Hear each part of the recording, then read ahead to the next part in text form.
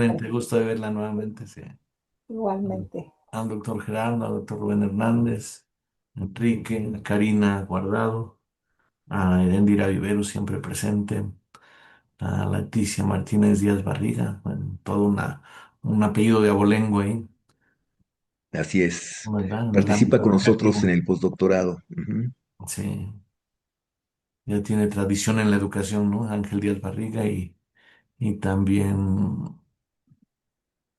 la doctora Frida Díaz Barriga. Claro. Ujú. Bien, bueno, pues son las 9:06. Si ustedes gustan, podemos arrancar esta segunda conferencia. Y para empezar, quisiera agradecerles a todos los presentes su presencia el día de hoy en esta segunda conferencia magistral de nuestro programa postdoctoral correspondiente al ciclo escolar 2026-2027.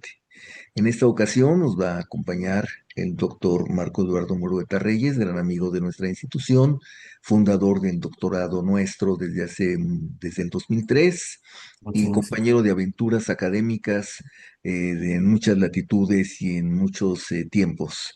Y para comenzar, quisiera presentarles también a José Luis Hilario Herrera, quien va a ser el moderador de esta sesión el día de hoy, en ausencia académica del doctor Francisco Ernesto Ramas Arauz, que es nuestro coordinador del postdoctorado. Al mismo tiempo, quisiera presentar también al doctor Juan Alvarado Ortiz, que nos acompaña en esta ocasión, quien junto con Francisco Ernesto son los encargados de darle vida a este programa postdoctoral en nuestra institución. Muchas gracias, doctor Juan Alvarado. Bueno, ¿quién es Hilario Herrera? Él es profesor de tiempo completo, titular B en la Escuela Nacional Preparatoria 2, es licenciado en musicología por el Instituto Cardenal Miranda, también licenciado en música con orientación en pedagogía musical por la Universidad de Guadalajara, tiene licenciatura en Derecho y varias cosas más.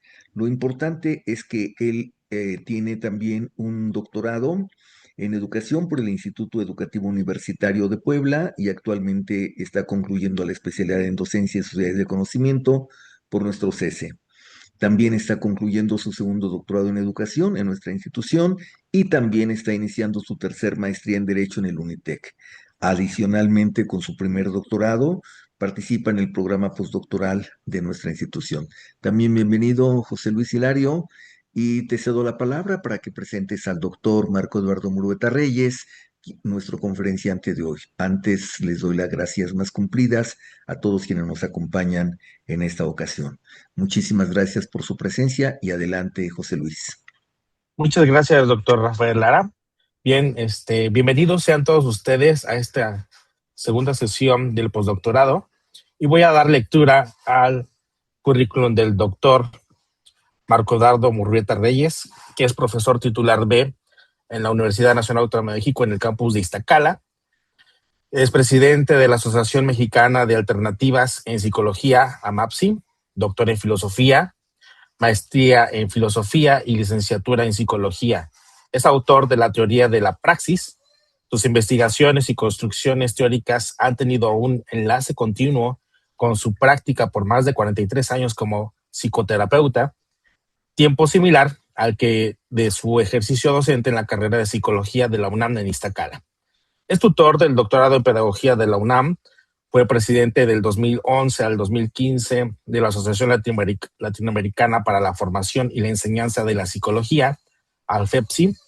Fue secretario ejecutivo del 2007 al 2009 de la Unión Latinoamericana de las Entidades de la Psicología en la ULAPSI y es director de la revista Simbiosis de Educación y Psicología y ha publicado 20 libros y múltiples artículos científicos. Pues bienvenido, doctor, y le cedo el micrófono. Muchas gracias, doctor José Luis Hilario Herrera Castro, y muchas gracias al ingeniero Rafael Ara Barragán Vargas por esta oportunidad, por esta invitación para estar nuevamente en el CESE, como he estado desde hace ya más de 20 años, 23 años, participando en diferentes actividades y que hemos coincidido, como dice el ingeniero, en muchos proyectos, entre ellos en los 5 congresos internacionales de educación, de transformación educativa que hemos hecho en México y en muchas otras actividades que hemos compartido con el CESE y con el ingeniero Lara. Pues muy agradecido y un gusto estar aquí con esta generación del postdoctorado en educación del CESE. Les saludo con mucho gusto. También a la doctora Nelly Sosa, también aquí presente, le saludo. Y bueno, ya saludé a los demás. Entonces, pues el día de hoy vamos a hablar, esta conferencia se llama hacia un nuevo proyecto integral de educación para los países latinoamericanos.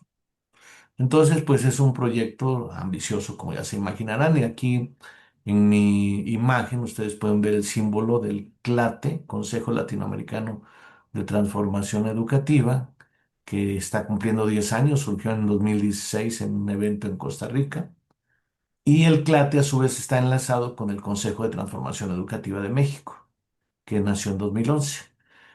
Entonces, pues hemos ido construyendo diferentes cosas y la idea que yo tengo y que estoy compartiendo con muchos de nuestros amigos es que debiéramos tener un proyecto educativo nuevo a nivel latinoamericano. Tenemos muchos problemas en América Latina de tipo económico y eso, como lo han visto algunos visionarios, pues tiene que ver con mucho con el sistema educativo.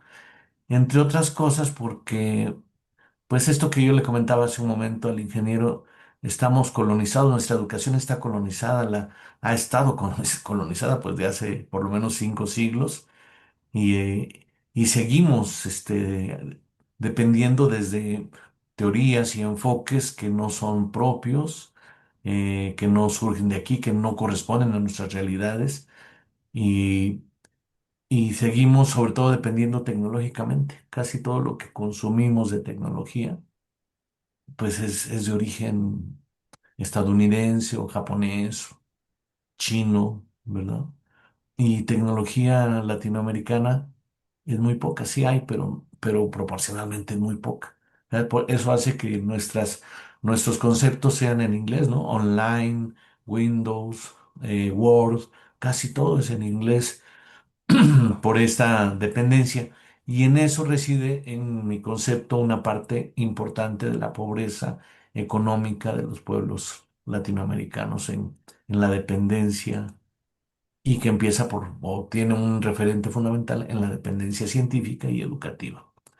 Entonces, pues estamos construyendo, bueno, estoy proponiendo la construcción de un proyecto latinoamericano de transformación educativa que trate de remontar estas estos aspectos. Por ejemplo, actualmente se habla de educación socioemocional y ese es un concepto pues que viene de conceptos pues, de enfoques muy limitados, filosóficos, psicológicos y educativos, como vamos a ver. En cambio, este proyecto educativo integral tendría, digamos, como ejes la educación afectiva, que es diferente a la educación socioemocional. Habría que pensar, ¿no? Vamos a ver el día de hoy. ¿Por qué educación afectiva y no tanto socioemocional? Cooperativa, porque la educación históricamente está hecha para individuos.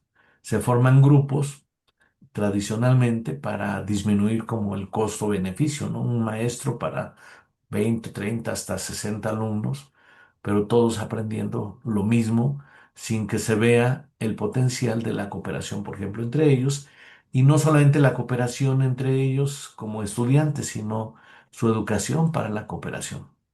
Se educa, toda esta tradición que tenemos, por ejemplo, de las competencias, que ya tienen como 30 años que se habla mucho de competencias, pues competencias individuales, casi no se piensa en competencias colaborativas, podríamos decir, o formas de cooperación que sean productivas. Y el tercer término general de este proyecto es la educación creadora, que tiene que ver con esto de la dependencia. Entonces, la educación casi siempre es reproductora, como decía Bourdieu. Hacer lo mismo, los docentes parecieran, la imagen tradicional es el docente formando educandos para que hagan lo mismo que él ya sabe hacer.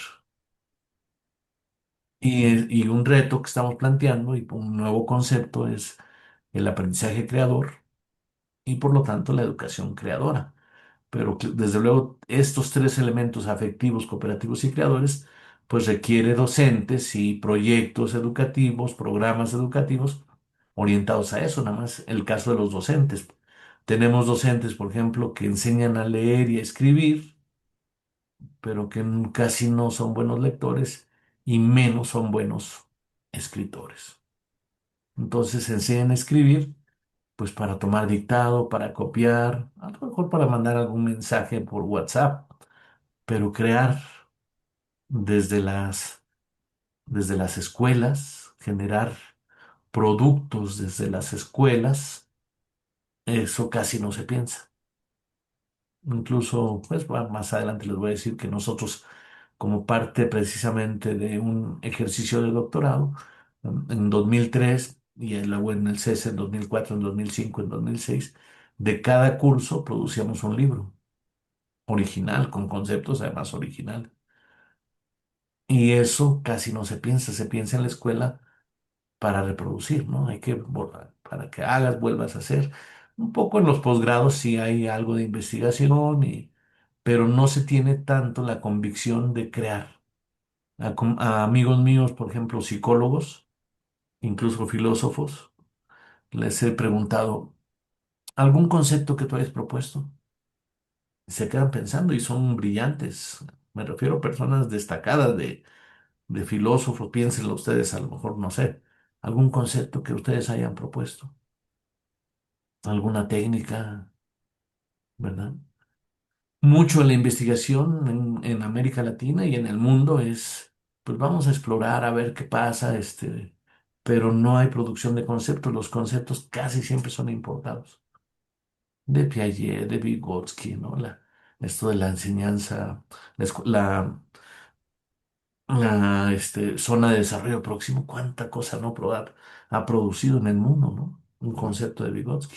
Y así uno de los que sí han producido, desde luego tenemos pensadores y autores latinoamericanos importantes, particularmente Paulo Freire, ¿no? Que produjo muchos conceptos y que inspira a muchas personas en México. Una paradoja que ocurrió cuando fui a un congreso de educación en Brasil, el congreso casi todas las ponencias hablaban de Vygotsky, el enfoque sociocultural, el constructivismo.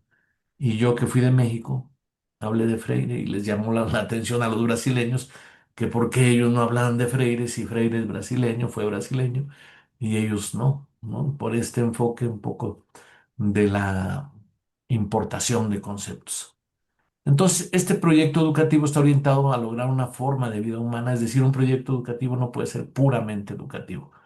Es es la formación algunos piensan de individuos, de ciudadanos o de personas, pero las personas pues se configuran en una organización social. Entonces lo que pensamos es que es necesario, por eso estamos hablando mucho de afecto, porque pensamos que es muy importante educativamente eh, promover que las personas, que los estudiantes, los docentes, sientan el bien de cada persona como el bien propio como el bien de todos. Y el bien de todos también constituye a lo mejor para cada persona, es decir, hay una dialéctica. Yo me cuido y estoy mejor porque me debo a mi comunidad, a mi sociedad. Cuido a mi sociedad y quiero que esté mejor porque eso es también lo bueno para mí. Esta fusión que a veces pareciera como simple, pues es todo un proceso, es un cambio esencial o radical, como diría Marco Rubio ahora con los que dicen los radicales de extrema izquierda, ¿verdad? Es un cambio radical de enfoque, pues hemos estado en una sociedad occidental, individualista, tendiente cada vez más al egoísmo, al ensimismamiento, a cada quien, y se les olvida algo que, fíjense, una cosa relevante históricamente en la filosofía también está pensando al ser humano como individuo, casi todos los filósofos, incluyendo grandes filósofos como Nietzsche.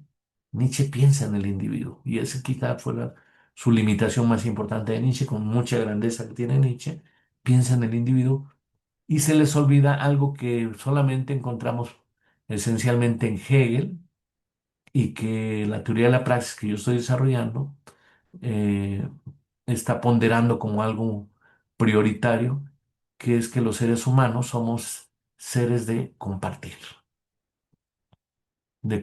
significados. De hecho, la segunda ley de la teoría de la praxis que yo estoy desarrollando desde hace 46 años, la segunda ley dice un significado surge y se mantiene en la medida en que se comparte. Si no se comparten, los significados se diluyen gradualmente hasta la psicosis, hasta la locura. Cuando una persona se aísla prolongadamente, cae en psicosis. La causa principal de la psicosis, la locura, es el aislamiento, la dilución, por ejemplo, del grupo primario, que es la familia. Y entonces se empieza a generar delirios y alucinaciones que compensan eh, artificialmente la falta del compartir. ¿Sí? Entonces es muy importante el concepto de compartir como esencia de los seres humanos y es algo que la ciencia, la filosofía, la psicología tradicional pues han perdido de vista. Siempre piensan en la persona aislada, no tienen esta claridad. Entonces por eso nos estamos planteando un proyecto de vida social sustentada en la justicia, la equidad, la fraternidad, la libertad, la democracia plena en armonía con la naturaleza, a la que denominamos sociedad del afecto, del compartir. Sentir como propio lo que le sucede a otros, sentir como de otros lo que me sucede a mí, y esto es lo que llevaría a lo que algunos hablan de valores, ¿no? La educación basada en valores. Pues sí, pero no puede haber educación de valores si no hay afecto. Todos los valores tienen como sustento el afecto. Entonces, por eso pensamos que es una sociedad alternativa a la sociedad capitalista y a la sociedad occidentalista en general, porque viene el esclavismo, el feudalismo y ahora el capitalismo y en la época neoliberal, pues mucho más está perdiéndose los afectos y eso es lo que hace que haya mucha psicosis y mucha neurosis, mucha enfermedad psicológica en la gran mayoría de las personas del planeta y de México, por supuesto, ¿no? Por eso es una sociedad sana, necesita a lo que los seres humanos se encuentren consigo mismos, porque están disociados de sí mismos, disociados de la naturaleza. Esto que hace Occidente de ver a la naturaleza por un lado y al ser humano por otro, es un error, ¿no? Ver a la naturaleza como un conjunto de recursos a utilizar es un error. Entonces estamos dándole un giro a la perspectiva occidental. Tampoco esto es oriental, ¿no? No es Buda, no es el Nirvana, no está basado tampoco en conceptos orientalistas, no deja de considerarse en esta perspectiva es una síntesis de la historia y del pensamiento mundial, pero es una síntesis latinoamericana, mexicana, la teoría de la praxis y este proyecto de la sociedad del afecto es desde la perspectiva de América Latina y de México. No sé si ustedes saben que pues en Arabia Saudita, en estos países está concentradas las reservas de petróleo. En muchos países hay petróleo, pero donde hay más petróleo es en Arabia Saudita, en Irán, ¿no? En estos países del llamado Medio Oriente. Imaginen ustedes, pregúntense si también el afecto, como este compartir, como este sentir como propio lo que le sucede a otros, tiene alguna parte del mundo donde tiene mayor reserva, mayor énfasis. Y pregúntense dónde sería esa parte del mundo. No sé si ya están pensando dónde sería. ¿Será que es en Japón, en Rusia, en África, en Estados Unidos, en Europa, en América Latina, en México? Bueno, pues de acuerdo a nuestros estudios históricos, una de las sociedades más afectivas que existe en el planeta por nuestras raíces de los pueblos originarios es el México. Vean si alguien puede ver por ahí los Huehuetlatoli, que es la antigua palabra en náhuatl, traducidos al español, cómo le habla el padre a su hija para darle consejos educativos, con qué cariño, con qué dulzura, y que está mucho en la poesía, pues, de los pueblos originarios, como dice el rey poeta, ¿no? Netzahualcóyotl.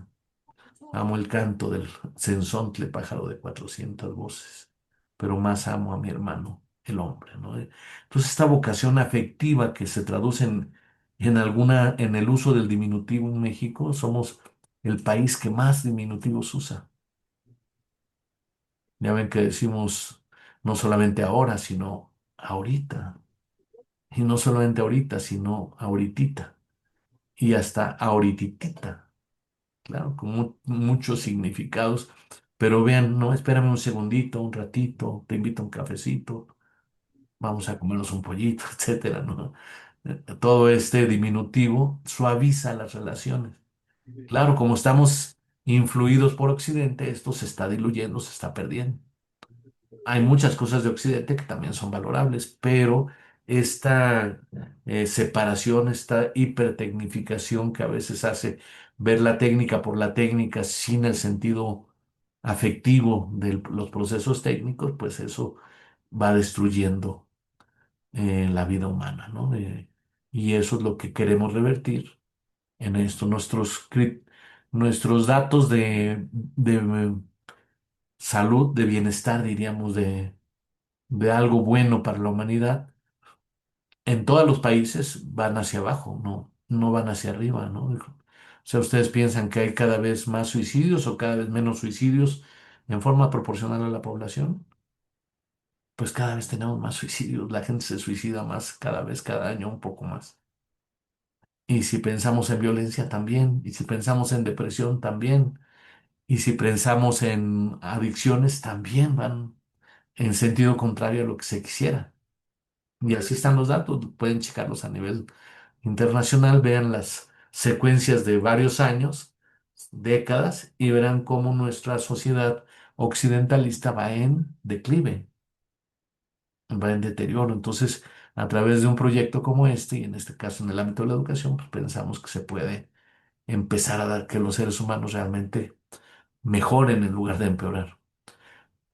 Entonces, se necesita realizar cambios en procesos educativos que contribuyen eficazmente a cambiar conceptos, cambiar creencias, cambiar costumbres, cambiar valores, cambiar actitudes y hábitos, generando al mismo tiempo un alto nivel de capacidades, de destrezas, de habilidades, de técnicas y de tecnologías al alcance y al servicio de la comunidad y de cada persona.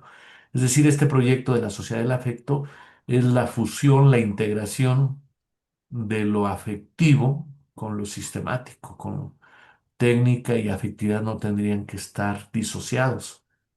La técnica que debía ser una expresión de la afectividad, no del odio que es la guerra. Ya ven que mucho de la tecnología surge como a ver cómo destruyo a los otros. Pero pensamos que si le diéramos un giro fuera hacia lo afectivo, todavía la potencialidad del desarrollo tecnológico podría ser mayor y el mismo desarrollo tecnológico podría estar más orientado eh, por la afectividad. En la situación y el contexto de América Latina en la tercera década del siglo XXI, se consideramos posible hacer realidad un nuevo modelo educativo integral basado en los siguientes planteamientos alternativos que vienen a continuación.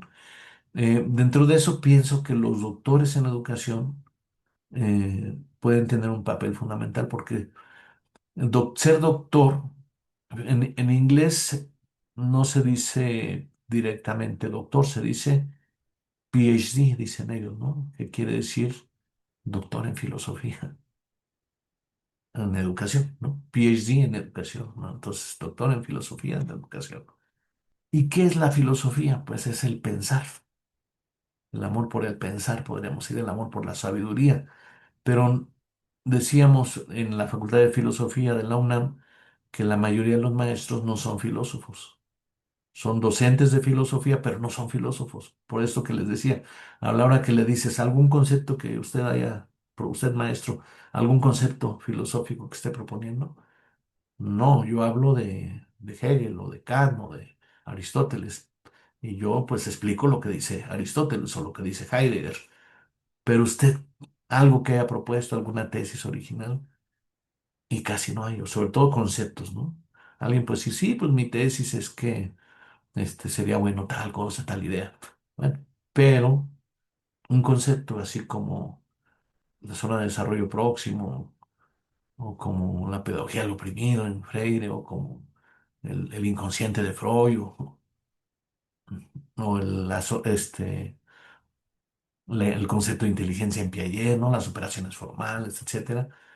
Algo que usted haya producido y no, no hay. Entonces, una convocatoria a los doctorantes y a los postdoctorantes es proponerles pensar. El propio Heidegger, fíjense que un estudiante de maestría de acá del ISEM, que estaba en Toluca hace tiempo, di clases en el ISEM, y él hizo una tesis de maestría sobre las capacidades de pensamiento, las capacidades cognitivas en niños rurales y de la ciudad cercanos a Toluca. Y entre sus conclusiones decía que el sistema educativo no les enseñaba a pensar, que les enseñaba algoritmos. Me imagino que todo el mundo sabe lo que es un algoritmo, ¿no? Un procedimiento para lograr algo. Y entonces, yo que estaba de sinodal y pues con cierta agudeza, no maldad, le dije, bueno, tú dices que a los niños no se les enseña a pensar. Y yo, obviamente lo había yo trabajado antes este tema. Y entonces le dije, pero tú dime, ¿qué es pensar? Y se quedó pensando, podríamos decirlo. Y entonces, después de pensarlo un poco, titubear, divagar un poco en una respuesta para no quedarse en silencio, llegó a decir, pues pensar es como razonar, reflexionar, ¿no? Pero entonces ya yo le dije lo que decía lo que dice Heidegger. Esto lo dice Heidegger en el existencialismo y humanismo, ¿no?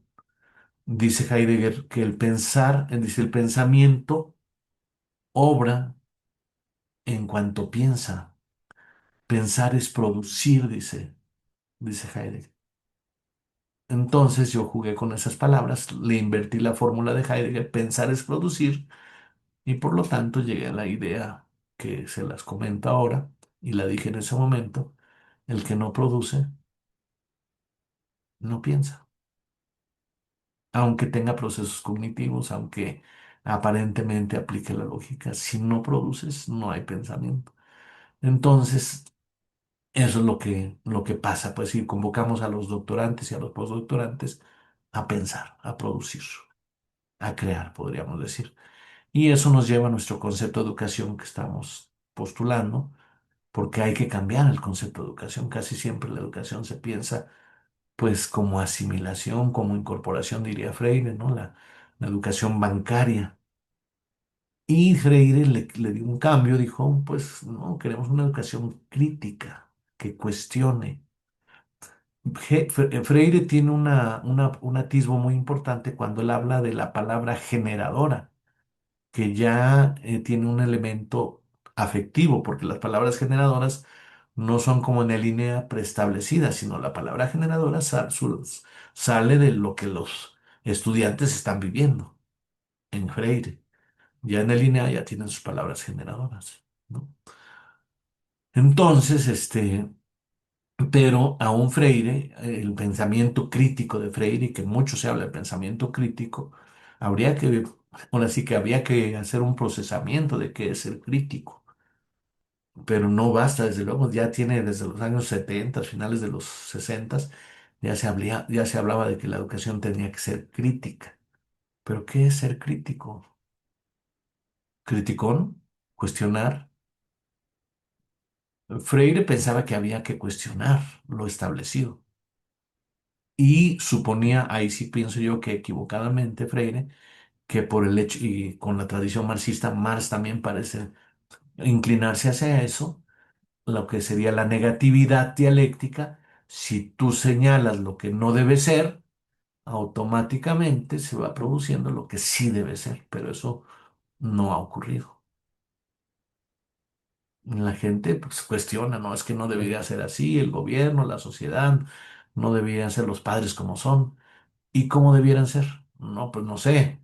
Pues eso es lo importante. Al pensar, proponer, ¿no? La educación, entonces, desde esta perspectiva, constituye el proceso continuo de creación e incorporación de experiencias, o sea, creación e incorporación de experiencias, no solamente incorporación. Desde luego conocimientos, pero incorporar y crear conceptos, valores, actitudes, habilidades, técnicas, tecnologías, para elevar el poder. Aquí es muy importante y aquí hay una influencia de Nietzsche. Lo bueno, dice Nietzsche, es la sensación de poder, la voluntad de poder y el poder mismo. ¿Y qué es la sensación de poder? Pues no, que tengo un cargo, ¿no? Eso es lo que Foucault y pues la tradición piensa que el poder es poder someter, tener un cargo para decidir sobre otros, ¿no? Poder en su esencia, y eso sí está en Nietzsche, poder es poder hacer.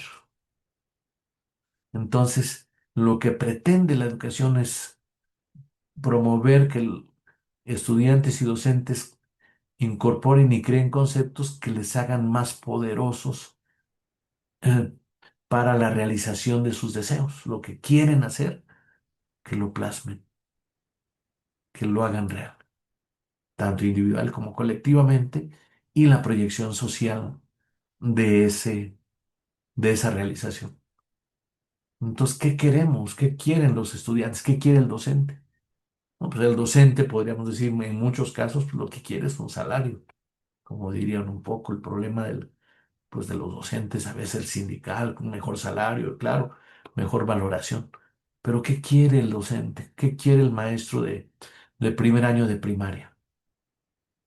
Que sus niños aprendan la capacidad de leer y escribir y sumar y restar. ¿Y para qué? ¿Para qué quiere? No, pues para que se incorporen a la sociedad. ¿Y para qué quiere que se incorporen a la sociedad? No, pues para que tengan un trabajo, un empleo, etcétera.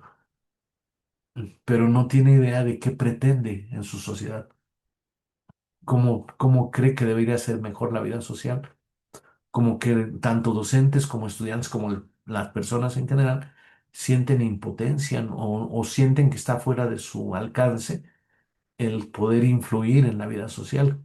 Mucha gente siente que la vida social se da o la planean en Davos o en Rothschild, ¿no? Donald Trump, ellos planean la sociedad, la ONU, la UNESCO. Y los docentes de esta escuela, los estudiantes de esta escuela, pues simplemente se apegan a lo que no les queda otra más que padecer o aceptar lo que la UNESCO o la ONU o Donald Trump ellos van decidiendo el mundo y las personas se van adaptando a ese mundo que ya le diseñan. Y en esta perspectiva la idea es, no, este es tu mundo, docente, este es tu mundo, estudiante, ese es su mundo colectivo de estudiantes, este es su mundo colectivo de estudiantes y docentes, este es su mundo colectivo escolar. ¿Qué quieren hacer de él? Y háganlo, ¿no? Hasta donde sea posible. Entonces, este es el concepto de educación más que crítica, creadora. Educación creadora, generadora de posibilidades. Por lo tanto, las instituciones educativas en esta perspectiva y los educadores deberían ser detectores, en lugar de ser vigilantes, deberían ser detectores, impulsores, desarrolladores, coordinadores y divulgadores de talentos individuales y colectivos. Entonces, y aquí sí Freinet es un antecedente muy importante. Por ahí creo que les mandé, tenemos la película de Freinet del 1949, una película sobre Freinet, bueno, una actuación de Freinet. Cómo cada estudiante tiene una vocación, es una persona individual, tiene un interés, un talento, una serie de talentos. Y la educación equivocadamente, por el enfoque tradicional, homogeneiza. Quiere que todos los estudiantes hagan lo mismo, aprendan lo mismo, ¿sí? Y por eso se habla del perfil de egreso. Pues todos salen como galletas, como iguales, como le ilustra el video de Pink Floyd, ¿no? Todos cayendo, todos deformados, marchando al mismo ritmo y cayendo en una masa informe. No sé si recuerdan ese video de Pink Floyd. Entonces, no, el reto que tenemos, el más grande reto que tenemos es el poder captar, detectar, bueno, impulsar el talento de cada niño. Si este niño le gusta dibujar, pues hay que promover que eso lo proyecte. Y si a este le gusta la música, que eso lo haga. Y a este le gusta actuar, pues que eso haga. Y a este le gusta calcular. Y el reto del docente en esta perspectiva, obviamente es un nuevo docente, es combinar los talentos. En lugar de todos homogeneizarlo, no, tú eres músico, aquí no vienes a aprender nada de música, ni a dar nada de música, aquí vienes a aprender aritmética o matemáticas, ¿no?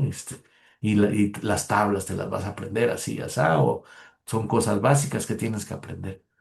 ¿Qué enfoque diferente sería si uno dibuja y el otro actúa y eso se combina y se genera un proyecto compartido donde los que dibujan, aportan su dibujo y los que actúan aportan su actuación y los que tocan música aportan su tocar música y se genera un proyecto que puede, entre todos, pueden hacer sobre su comunidad. Entonces, este docente diversificado hay que formarlo, no está formado. Los docentes tienen la tradición de ser dogmáticos, homogeneístas, todos. Hay un poder del docente mal planteado, donde él tiende a imponer, a veces, aunque sea de manera amable, cordial, pero tiende a imponerle una serie de criterios a los estudiantes, considerando poco o nada sus vocaciones, sus talentos, sus inquietudes, sus propuestas, y eso yo creo que habría que cambiarlo, ¿no? Por eso la importancia de que todo mundo tiene talentos, aún los llamados, las personas que tienen limitaciones, llamados equivocadamente discapacitados, tienen talentos, ¿no? Las personas, los ciegos, imagínense qué capacidad de auditiva y táctil tienen, y se les establece como que, pues, ni modo, no tienen la capacidad de visión. Y los sordos no saben las capacidades visuales que tienen. Y las personas que tienen problemas cognitivos, de lo que le han llamado tradicionalmente retardo mental o discapacidad intelectual, no saben las capacidades afectivas que pueden tener. ¿Y por qué no se valora eso, no? Entonces, bueno, dentro de esta perspectiva, el acceso a la escuela tendría que ser un derecho fundamental. Todo el mundo tendría que tener educación y de todos los grados. Uno de los objetivos debiera ser que no haya ningún niño ni ningún adulto que quiere estudiar y no encuentre una opción. Eso de los rechazados de la UNAM o de las universidades debiera de acabarse. Todos tendrían que tener. Y pues hay muchas posibilidades, pero los burocratismos y los sistemas de poder pues no permiten que haya múltiples universidades, múltiples escuelas, todo está controlado, los reboes limitan, ¿no? Es quien no tiene reboe y quiere hacer un proyecto educativo, no. Y conseguir un reboe no es fácil y muchas veces se atraviesa por procesos de corrupción, ¿no? El famoso reboe. Entonces, que haya mucho más opciones educativas sería parte de esto, que no haya rechazados. El punto cuatro, bueno, la educación debería ser gratuita, de aumentar rápidamente porque las privadas muchas veces no logran pues darle el acceso o no están al alcance. Entonces lo que quisiéramos es que la educación gratuita creciera en 10% cada año hasta lograr una oferta equivalente al 100% de la demanda desde educación inicial hasta posgrado, de tal manera que la educación sea una misión social en general. También estamos postulando el laicismo educativo, ¿verdad?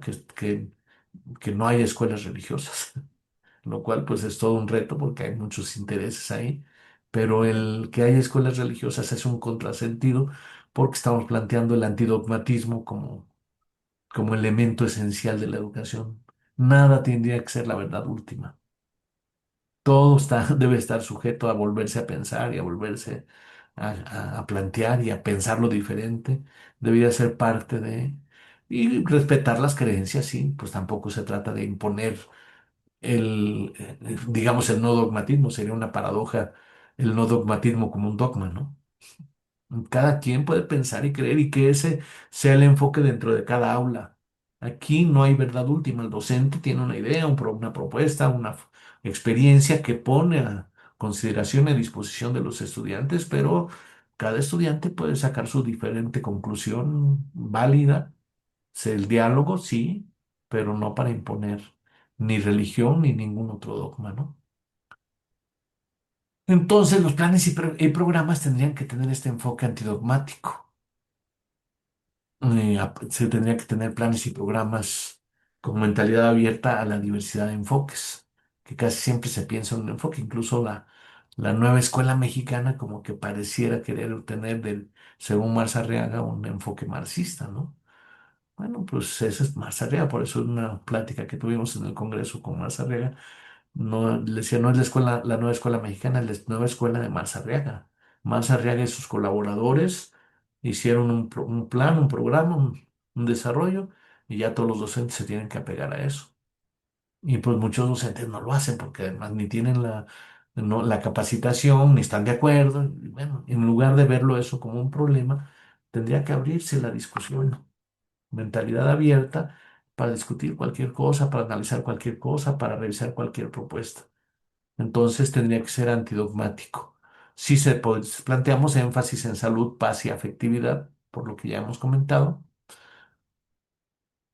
y la planeación participativa, no solamente debe haber un grupito en este caso, sino que es posible pensar una educación, una escuela donde los docentes participen de la planeación, los directivos de cada escuela, los alumnos, los estudiantes, incluso los padres de familia en educación básica, sean partícipes del proceso de planeación. Entonces, el plan nacional, el plan federal en México, por ejemplo, pues sería una propuesta. Y además en esa propuesta, como lo es ahora muy habitual en, por ejemplo, en las computadoras, pues te plantea un menú de opciones. Y ya cada escuela, pues hace prioridad de algunas opciones, o cada docente o cada alumno, y no solamente, a diferencia y sí de las computadoras, aparte de elegir algunas rutas, algunas opciones, las pueden modificar, las hacen propias, les agregan, les quitan, las combinan. Y entonces cada escuela debería ser algo original en lugar de que todas las escuelas funcionen exactamente igual. No, cada escuela podría tener originalidad y como viene un poquito más adelante, que tengan intercambios de puntos de vista, de experiencia, ¿no? En esta escuela estamos haciendo así. Eso sí, convocaríamos a todas las escuelas a que expusieran su punto de vista, su experiencia. Mira, en esta escuela estamos, que todas, ¿no? A nivel de zona, a nivel de estado, de país, a nivel internacional, haya intercambio con periódico de experiencias educativas para que se enriquezcan de lo que unos hacen con lo que otros, se influyan mutuamente y eso sería riquísimo, ¿no? Entonces, dentro de este proyecto tenemos algunas prioridades educativas. En lugar de los cuatro pilares de Jacques Delors, que han sido hiper reiterados y que además son muy abstractos, como aprender a hacer. ¿Qué es aprender a hacer? ¿No? De luego que dicen, no, no hay que tener sino ser, pero ¿qué es ser? Bueno, Heidegger, que es el que más se preguntó eso, ¿qué significa ser? Escribió más de 400 páginas en su libro Ser y Tiempo y dijo que no había logrado explicar suficientemente qué significa ser. Y Jacques Delors lo pone así como bonita frase de que hay que aprender a ser, ¿no? Aprender a aprender, ¿no? O sea, tener hábitos de estudio. Se oye bonito aprender a aprender, pero ¿qué es aprender a hacer, ¿no? Y aprender a vivir juntos, ni modo. En lugar de decir aprender cómo vivir juntos bien, no, más aprender a vivir juntos bajo el principio de la tolerancia, que es un principio equivocado. No hay que ser tolerantes con la corrupción, no hay que ser tolerantes con el abuso. Hay que respetar, sí, otros puntos de vista, otras formas de ser, otras formas de expresarse, sí, pero no precisamente tolerar, sino respetar, incluso integrar, combinar. Entonces, la idea de la tolerancia, por la idea de la tolerancia se filtran muchas tolerancias a los abusos que no debían. No, no tolerancia, cero tolerancia a los abusos debiera de ser. Entonces, las prioridades, según esta perspectiva, es expresar ideas propias claramente por escrito. Ideas propias.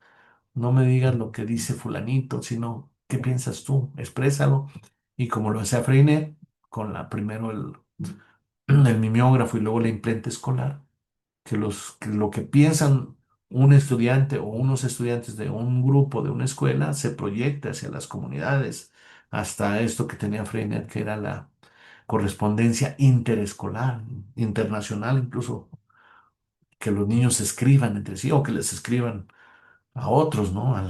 Incluso a Trump, que le escriban los niños lo que piensan de Trump, lo que piensan de Netanyahu, lo que piensan de Claudia, de qué piensan los niños, que lo expresen en lugar de poner, como decía Mafalda, mi mamá me ama, mi mamá me mima.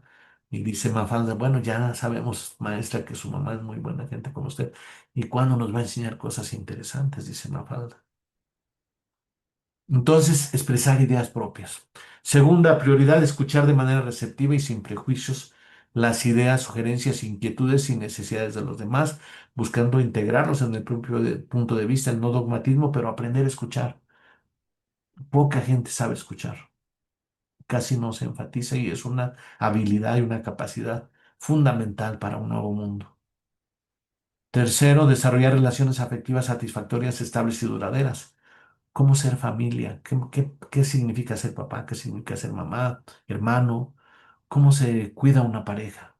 ¿Por qué eso no viene en la primaria, en preescolar, en la secundaria? Las amistades. ¿Por qué las amistades son importantes? La lealtad, la discreción, el compañerismo. También una prioridad es la habilidad para dialogar y construir consensos. Casi siempre o se tiene un punto de vista o se tiene el otro. ¿Y por qué no analizamos, los entrelazamos y construimos un consenso? Bueno, se tiene que educar, que entrenar. No, no es fácil construir consensos y es lo que más necesita un cambio social, una vida social distinta.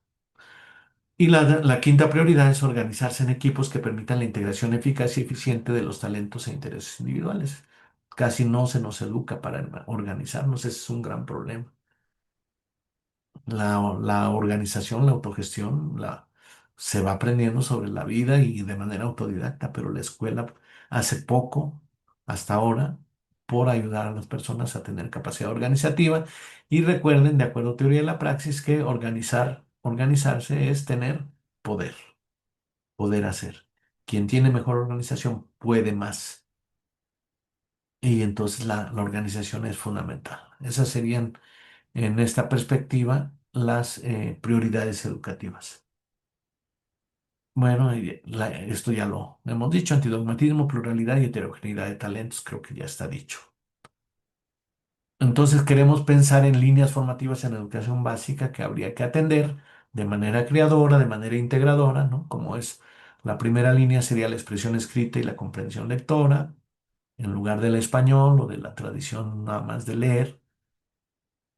La expresión primero, primero escribir y luego leer. Hemos encontrado que quienes escriben ideas propias se interesan por leer, pero quienes leen, aún con buena comprensión de lectura, no siempre se interesan por escribir. Entonces el acento debe ser en la escritura. En la segunda prioridad que ahora en las escuelas casi siempre está hasta el final. ent- las dos siguientes las pone la escuela tradicional al final y nosotros las ponemos en segundo y tercer lugar. El segundo lugar sería recepción y expresión estética, el gusto, la belleza y desde luego las artes. Deberían ser prioritarias. Decía Platón que la música y por extensión las artes educan el alma, son las que educan la esencia de un ser humano y ha estado pues música hasta el final o educación física, deportes, pues hasta el final como casi como accesorio. Si pasas matemáticas o español, muy bien, pero educación artística eso no importa. Y nosotros pensamos que es fundamental que los niños aprendan a tocar un instrumento musical, por ejemplo. La música, incluso dentro de las artes, le damos una cierta prioridad. Tenemos un eco, otro eco, ya. Recreación y desarrollo deportivo también, ¿no? El manejo del cuerpo también, acuérdense que era de las prioridades que el propio Platón decía, ¿no? La educación del cuerpo. Mm, entonces los deportes deberían ser promovidos, no solamente en el mundial para que vayan a gritar a Reforma, sino que todos jueguen algún deporte, que además que eso tiene muchas implicaciones neurológicas, de procesos cognitivos, también afectivas, de sensación, muchas propiedades tienen los deportes y se han abandonado, ¿no? Los deportes. ¿Quién hace atletismo? Casi nadie, ¿no? ¿Quién, digo, es más autodidacta, autogenerado, pero en las instituciones lo han dejado de promover históricamente. Cada municipio debería tener, ¿no? Tenemos que tener, pues incluso entrevistas a los deportistas destacados de municipios, de estados, del nacional, nacionales y internacional también. Y estamos poniendo énfasis en la formación y desarrollo de empresas cooperativas porque pensamos que la autogestión y la combinación de talentos es muy importante y la educación actual está pensada equivocadamente para formar empleados. Incluso, pues, edúcate, prepárate para que tengas un buen empleo, un buen trabajo donde te paguen más o menos bien. Es mucho de la mentalidad. Si no estudias, no vas a tener un buen empleo, ¿no? La misma calificación es el preámbulo. Haces currículum para que te den un buen empleo. Pero la palabra empleo significa, tiene como sinónimo la palabra uso. Entonces, si tú eres empleado, eres usado, eres alquilado. Y pues ser alquilado es más o menos ser esclavo durante 8 horas, o 6 horas, 8 horas, ¿no? Y entonces lo que nosotros no quisiéramos es crear empleados, sino empresarios. Pero no empresarios egocéntricos, egoístas, abusivos, sino empresarios cooperativos que sepan generar empresa, producir bienes de todo tipo, culturales, materiales, para las comunidades con sentido comunitario y con base en la cooperación y por lo tanto la equidad dentro de la empresa. La cooperativa debía ser la justicia económica, que cada quien tenga la retroalimentación económica de lo que aporta a la comunidad, lo que aporta a la empresa, y no que alguien se quede con el 50% y el otro 50% se lo distribuya solamente a los demás que trabajan, ¿no? Cada quien lo que aporte. Si aporta mucho cualitativa o cuantitativamente, pues tendrá más beneficio. Si aporta menos, pues menos beneficio.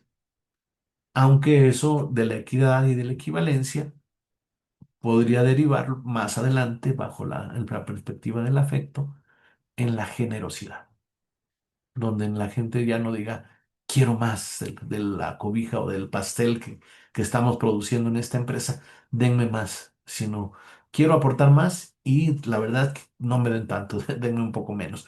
¿Por qué? Porque ya estaría como satisfecha esencialmente sus necesidades y entonces podría ser generoso, ¿no? Y decir, no, esto mejor hay que dedicarlo a algo adicional, a otra persona o a un proyecto. Luego, el cuidado de la salud y del ambiente también, pues lo vemos, prevención de accidentes y desastres que casi no se tiene, ¿no?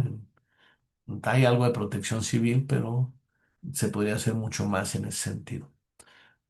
Inciso F, compromiso social, ética y formación ciudadana, y a ver lo de familia, pareja, amistades, compañerismo, solidaridad y el tequio, ¿no? El servicio voluntario para la comunidad. El G, desde niños, desde preescolar, hacer investigación y desarrollar ciencia y tecnología, usando y desarrollando tecnologías de la información y la comunicación. O sea, que la investigación no sea un tema de posgrado, sino que sean investigadores desde pequeños y que hagan sus coloquios de investigación, sus intercambios, que cuestionen sus resultados, que saquen sus conclusiones, que vean los instrumentos de investigación que van a utilizar. Desde pequeños no se puede hacer eso, que investiguen cuestiones del entorno, el tipo de fauna que hay, de vegetales que hay, el tipo de basura, incluso mucho, no sé si acuerdan que lo que hacía el Instituto Nacional del Consumidor de ver quiénes tienen los precios, pero sobre todo la calidad de los productos, de si la leche tiene tal o cual calidad, o las baterías duran más o duran menos, pues todo eso podría ser motivo de investigación de estudiantes de primaria o de secundaria y que lo ofrezcan a la comunidad, entre muchas otras formas de investigación. Y también nos interesa como punto H el rescate y la proyección de las lenguas y culturas mexicanas, analizando su historia y contactos con al menos un pueblo originario de América Latina distinto al propio, ¿verdad? El diálogo. Y desde luego también lenguas y culturas extranjeras, pero con todo y contexto, ¿no? Análisis de la historia y contacto con al menos un pueblo de otro país, de otra lengua. Las escuelas entonces en esta perspectiva serían centros de acción social y cultural, donde los estudiantes y docentes estarían constantemente planeando actividades para impactar, para tener influencia sobre procesos culturales, sociales, ecológicos, económicos y políticos en las comunidades locales, estatales, nacional o internacional, según sea su interés y sus posibilidades. Que se sientan protagonistas y actores, no como encerrados en una escuela para que en el futuro, dentro de cuando terminen, empiecen a tener alguna participación social. La idea es que la sociedad, como un poco ahí en una especie de recomposición de lo que será la idea de Iván Ilich. Ya ven que Iván Ilich habla de la desescolarización, la convivialidad, que las escuelas debieran desaparecer. Y bueno, la reconsideración desde esta perspectiva es no deben desaparecer. Las escuelas deben ser centros de reunión para planear cosas, pero sobre la comunidad, no para estar encerradas. Incluso la nueva escuela mexicana habla algo de comunidad, pero mucho se centra en una comunidad como externa, donde no se tiene ninguna posibilidad de influir, o sobre la comunidad escolar. Y la idea sería que toda la vocación sea cómo podemos influir más para mejorar las comunidades desde la escuela, es decir, un centro de reunión. Y por eso, en lugar de currículum, bajo esta perspectiva, ya lo hemos comentado en otra charla, estamos hablando de campo de posibilidades educativas, que es un concepto que, por cierto, surgió ahí en el CESE. Al cuestionar el recorrido homogéneo que implica el currículum, eso quiere decir currículum, recorrido, y todos como si fueran en un proceso industrializado, van pasando por lo mismo, hasta que el producto aparece como terminado, ¿no? Entonces el currículum es esa idea de programar todo para que todos los estudiantes hagan lo mismo. Y bajo la perspectiva que estamos viendo aquí, pues es un campo de posibilidades educativas, es abrir el abanico a lo que se les pueda ocurrir. El planeador lo que les ofrece es un ramillete de posibilidades y lo toman los estudiantes. Incluso cada generación puede ir enriqueciendo ese ramillete con las cosas que haya generado, el aprendizaje transgeneracional. Y se va ampliando. Esto está previsto en un poquito en el concepto de fichas educativas, fichas escolares que hacía Freinet, porque Freinet iba guardando los productos que hacían cada generación y se los ponía a disposición a los siguientes para que tomaran en cuenta eso que hizo la generación anterior y ahora pues tuvieran algo de mayor alcance o una variación. Entonces, por eso, en lugar de currículum, ya hay que dejar la palabra currículum según esta perspectiva y hay que hablar de campos de posibilidades educativas. Sí, un área, un tema, un ámbito, pero abierto a muchas posibilidades y no a un solo recorrido. Esto nos da pues otra idea de la diversidad dentro del aula y lo que se ha llamado inclusión educativa. La inclusión, de hecho, la palabra inclusión probablemente no sea la más afortunada, porque inclusión digo yo, en forma de chiste, como el borrachito que pintó una raya en el piso y dijo, los que están de este lado son inteligentes y los que están de aquel lado son tontos. Y alguien de los que estaba de aquel lado dijo, oiga, yo no soy tonto, ¿por qué me pone así? Dice, entonces pase de este lado, ¿no? Entonces la inclusión es vénganse acá donde estamos los buenos, ¿no? Entonces por eso no debía ser, la palabra inclusión debe ser más bien integración, pero tiene que ver con esta idea de los discapacitados, que bajo este panorama de vocaciones y talentos diferentes, ya no hay discapacitados, no existen discapacitados, cada quien aporta lo que es al proyecto colectivo de acuerdo a sus posibilidades. Y en ese hacer con los demás, en ese combinar su talento, sus posibilidades con los demás, pues va desarrollándose, ¿no? Y se va aprendiendo cosas adicionales, va. Por lo tanto, la evaluación tendría que ser también colectiva, no el maestro evaluante. La evaluación, como dicen ya en las empresas, 360 grados, todos se evalúan a todos. Cada quien se valora a sí mismo, valora a los compañeros, ¿no? Y de preferencia la evaluación, que no tendría que ser necesariamente calificación, sino retroalimentación. Opinión, ¿no? Pues a mí me parece que faltó, que sobró, que hubiera sido bueno así, o que si haces esto sería mejor. Todo eso debería ser la evaluación. un análisis de una conclusión de lo que has logrado y lo que puedes lograr. La idea de la trascendencia educativa, los escritos gráficos, presentaciones, videos, fotos y audios que sean producidos por los estudiantes de todos los grados escolares deberían ser publicados en portales de Internet, clasificados por asignatura y nivel educativo. Es decir, que los niños no trabajen para el maestro o para ponerlo, o para sus papás solamente, o para ponerlo ahí en un archivo muerto que alguna vez revisarán, mira lo que sé yo en la primaria, en la secundaria, sino que sus obras creadoras se proyecten ya. Y ahora en la época de Internet eso es muy accesible, ¿no? A nivel mundial, ¿no? Que se publique lo que hace cada estudiante, cada grupo. Los docentes, pues, deberían ser valorados, respetados socialmente, teniendo ingresos adecuados a su nivel profesional. Es decir, como cualquier otro profesionista, no debería ser un profesionista como de segundo nivel, sino de primer nivel, como un médico, como cualquier otro profesionista, debería tener ingresos y tener opciones para elevar progresivamente sus capacidades y conceptos como docente, su cultura general, ¿verdad? Un docente debería ser cada vez más culto, cada vez ser muy lector, ser muy conocedor, estar en formación continua, aprendiendo, investigando, incluso viajando, ¿por qué no? Para tener otras perspectivas. Entonces debería de tenerse mucha mayor prioridad en el formación, aquí está formación cultural y creadora de los docentes, ¿no? Se diseñará y aplicará un programa sistemático para la formación y capacitación de docentes a fin de desarrollar sus capacidades didácticas y en las líneas temáticas que hayan elegido, así como sus potencialidades y talentos de liderazgo, iniciativa, creatividad, compromiso social, capacidad organizativa, capacidad de comunicación oral, para la educación emocional o afectiva, para la educación ambiental y para la expresión escrita. Se promoverá en ellos el gusto por la lectura, las capacidades de investigación, la sensibilidad estética, la cultura artística y el manejo de tecnologías. O sea, un docente cada vez de mayor nivel. Como parte de este programa, pues se organizará el intercambio periódico de experiencias de docentes en los ámbitos municipal, estatal, nacional e internacional. Habrá reconocimientos y estímulos para instituciones y personas que destaquen por su labor educativa. También es necesario hablar, pues, que, todas las escuelas cuenten con el número suficiente y especialidad adecuada de sus docentes, porque sabemos, sobre todo en el ámbito rural, que hay los multigrados, ¿no? Que un solo docente enseña todo lo que y no, entonces debería de haber un buen equipamiento docente en las escuelas. La evaluación docente debe ser formativa, ¿no? En evitar el enfoque excluyente y punitivo y en cambio ser parte de la formación basándose en la retroalimentación académica.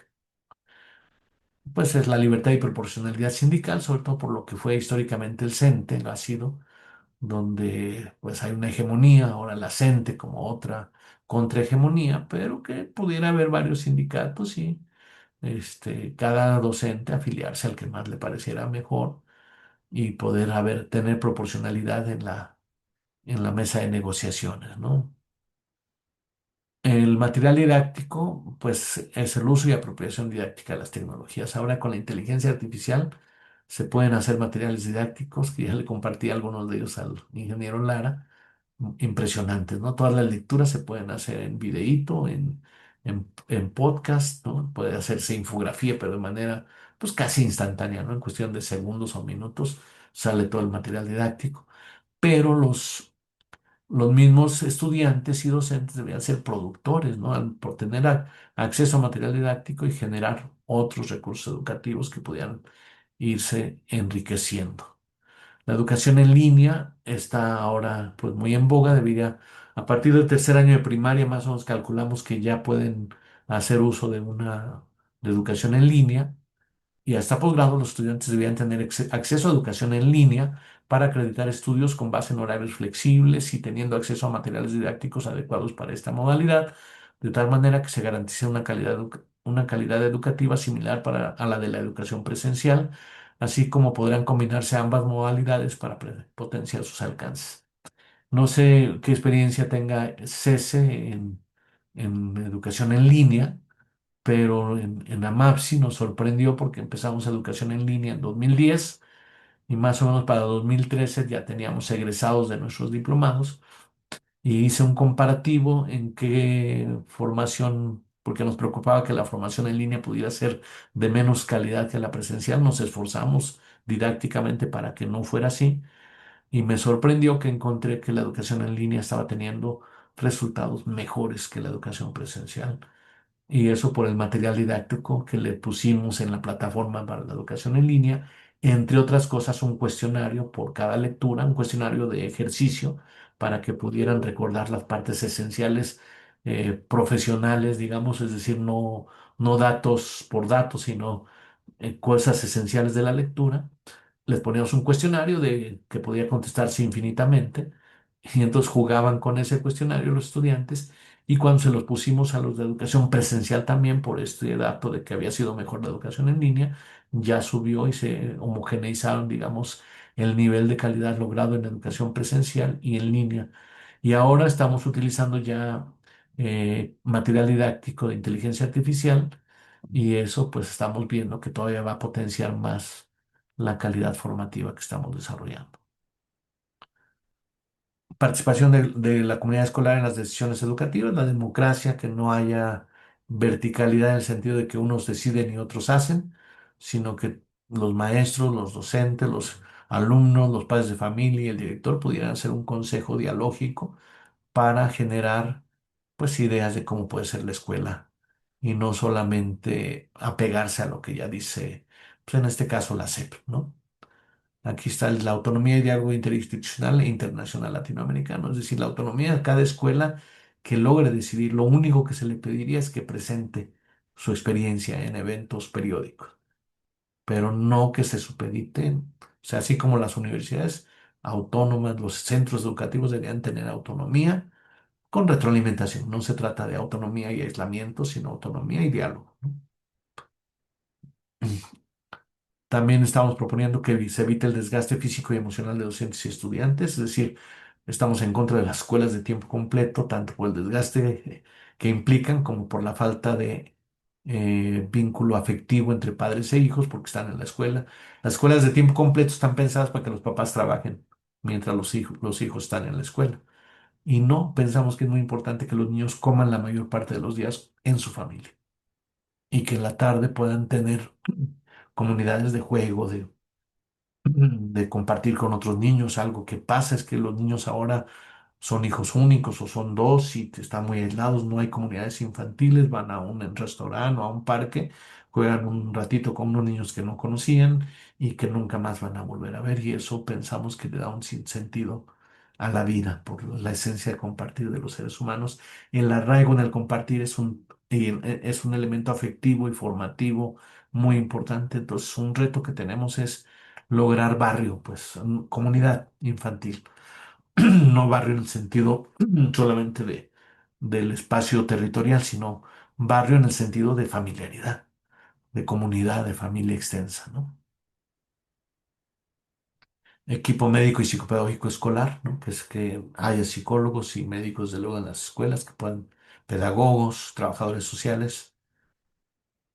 Eh, va a equipar bien los centros educativos, lo cual implica un presupuesto. Hay que decir que México está entre los países más bajos en porcentaje del PIB dedicado a educación. Estaba en sexenios anteriores entre 4,5 y 5% del PIB, y paradójicamente en los sexenios recientes se calcula entre 3,5 y 4% del PIB, cuando sabemos que el mínimo recomendado por la UNESCO pues es el 8%, y hay países como Cuba que dedican más del 9%, muchos países africanos dedican más del 9%, Bolivia más del 7%, y en México y en otros países latinoamericanos los porcentajes tienden a ser bajos, ¿no? Brasil un poquito tiene un poco más. También estamos proponiendo que parte de la escuela en general, parte del proyecto educativo, sea la escuela universal para padres de familia, en la cual pues se les motive una vez un taller o una sesión de 3 horas cada 2 meses. Aquí la clave de que sea universal es que las empresas, las instituciones donde trabajan, les den oportunidad a los padres de dedicarse pues 3 horas cada 2 meses a un taller en la formación de padres, cómo educar a los niños, por qué no castigar, cómo hacer, cómo dialogar con los niños, incluso cuestiones de desarrollo, cuestiones nutricionales, cuestiones médicas, pedagógicas, sociales, éticas, cómo educar, cómo contribuir con la educación de los niños. Nada más la escuela para padres universal, si podría, si se empezara ya, y pienso que para Claudia sería un pestañeo decir, hágase la escuela para padres universal, no sería tan difícil, menos ahora que hay Zoom. Se podría, solamente se necesita que haya una ley que diga que los padres de familia tienen derecho y obligación, podríamos decir, de ir cada 2 meses a su escuela para padres, ya sea en línea y que los centros de trabajo lo acepten. Porque ahora tenemos escuela para padres, pero las personas asisten en poca proporción, en parte por inconsciencia, pero en parte muy importante porque no tienen facilidades laborales para hacerlo. Obviamente ya dijimos la importancia del deporte y del arte, y debería de haber mucho más torneos, no solamente en la época de los a cada 4 años de mundial, sino mucho más continuamente estar pues, conociendo a los deportistas de cada comunidad, de cada municipio y a los artistas, ¿no? Promociona la creación científica y tecnológica, otorgando reconocimientos y premios municipales, estatales, nacionales, latinoamericanos a las mejores aportaciones en ciencia y tecnología. Foros de expresión artística y científica, también hacer continuamente espacios, apoyos económicos para realizar estudios desde preescolar hasta doctorado, que eso hay que ir viendo que sí. Ya muchas personas están haciendo maestría con beca, ¿verdad? Y eso está bien, pero pues obviamente falta que todas las personas, y esta les va a interesar, miren, becas postdoctorales. Los estudiantes que concluyen el doctorado tendrían derecho a una beca para una estancia familiar, pareja y 2 hijos durante 2 años para estudios en la universidad y el país que sea de su interés, para enriquecer la cultura nacional a través de nuestros doctores, postdoctores, ¿no? Como lo estamos haciendo así. Y en general, estímulos a los estudiantes para difundir sus trabajos y continuar sus estudios. Y el último punto, 36, el servicio social educativo. Los estudiantes universitarios podrán acreditar su servicio social mediante el apoyo educativo a uno o varios adultos para que concluyan sus estudios de primaria, secundaria, bachillerato o universidad, no solamente primaria y secundaria. Y este B me parece importante, capacitarlos para el dominio de programas y aplicaciones en diversos dispositivos electrónicos a los adultos mayores. Y sobre todo el inciso C, capacitarlos para el uso de la inteligencia artificial en relación con sus vocaciones, talentos e intereses. Entonces, que los estudiantes universitarios, sobre todo, se vuelquen sobre los adultos mayores por la brecha tecnológica que se va generando. Conforme es más rápido la evolución tecnológica, los adultos mayores se van quedando marginados. Entonces, una forma de atacar, digamos, contrarrestar esa marginación es que hubiera un proceso educativo de los jóvenes sobre los adultos mayores. Y pues eso sería la esencia de esta charla, ingeniero. Muchas gracias. Gracias, doctor. Me permito agradecerle en nombre del CESE y haremos una ronda de preguntas y respuestas. Si gustan levantar la mano con su manita levantada para alguna pregunta para el doctor. Con toda confianza, siempre digo que hay que dar como 30 segundos porque se reacomoda, ¿no? Después de estar escuchando. Mientras me permito leerle los comentarios del chat, doctor. Sí, gracias. Leonel Peña dice que es cara a gran producción sobre los conceptos innovadores que usted, lo cual déjeme comentar que influyó positivamente en él de manera positiva.